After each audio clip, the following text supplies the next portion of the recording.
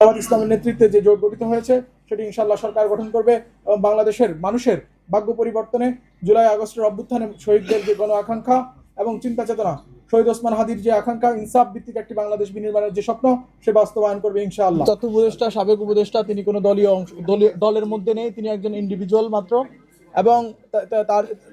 তিনি অংশগ্রহণ করবেন কি করবেন না সেটা পারিবারিক সম্পর্ক বা পারিবারিক সিদ্ধান্তের আলোকে সময় মতো আপনারা দেখতে পারবেন ইনশাআল্লাহ।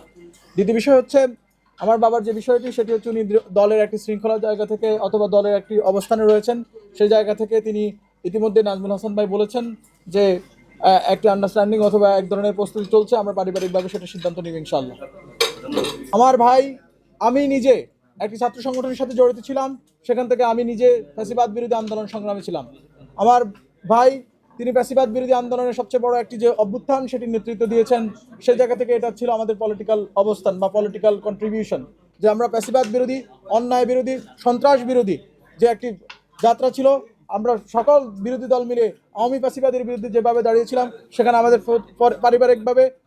আমার ব্যক্তিগতভাবে আমার কন্ট্রিবিউশন ছিল, সেটা অবশ্যই এখানে স্পষ্ট। দ্বিতীয় বিষয় হচ্ছে আমরা যখন সামাজিকভাবে এবং রাজনৈতিকভাবে আমরা সুযোগ পেয়েছি রামগঞ্জের মানুষের জন্য কিছু করার, বিগত 1.5 বছরে আপনারা দেখেছেন আমি সামাজিকভাবে রামগঞ্জের নাগরিক পার্টির ব্যানারে অনেকগুলো কর্মকাণ্ড করেছি।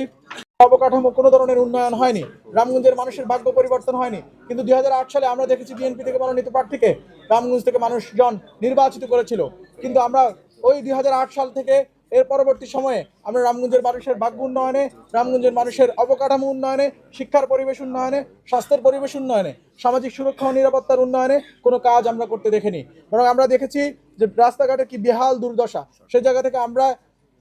আপনারা খোঁজ নিলে জানতে পারবেন প্রায় 32টি গ্রামীণ রাস্তা সংস্কার এবং উন্নয়নমূলক কাজ হয়েছে, যা আপনারা স্থানীয় সরকার মন্ত্রণালয়ের যেখানে অফিস রয়েছে সেখানে খোঁজ নিলে আপনারা জানতে পারবেন। রামগঞ্জের অবহেলিত যে ডাকগাতলী রোড, এখানে শিশু পার্ক থেকে ডাকগাতলী যে রোড, যেটা গত 20 বছর ধরে মানুষ অবহেলিতভাবে ছিল, যেটি রামগঞ্জের মানুষের জন্য একটি দুঃস্বপ্ন পরিণত হয়েছিল, সেটির বরাদ্দ ইতিমধ্যে কমপ্লিট হয়েছে, সেটির কাজ টেন্ডার প্রক্রিয়া রয়েছে, সেটি সম্পন্ন হবে বলে আমরা আশা রাখি। উপদেষ্টা মহোদয়ের প্রচেষ্টায় এবং আমাদের আন্তরিকতায়, আমাদের প্রচেষ্টায় গৌরীপুর থেকে লক্ষ্মীপুর পর্যন্ত যে 4 লেনের মহাসড়ক উন্নয়নের যে একটি প্রকল্প, সেটিও আপনারা ইতিমধ্যে জেনেছেন, সেটি গৃহীত হয়েছে।